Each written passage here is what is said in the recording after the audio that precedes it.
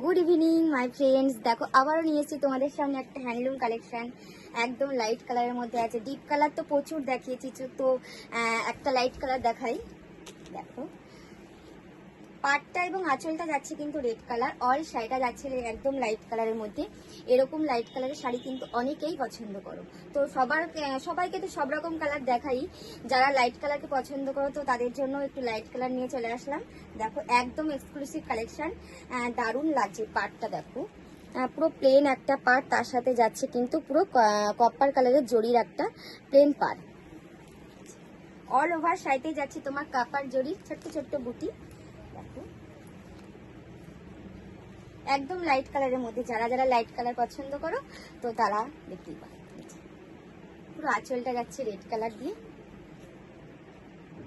অসম্ভব সুন্দর লাগছে পাটটা। জাস্ট দেখো।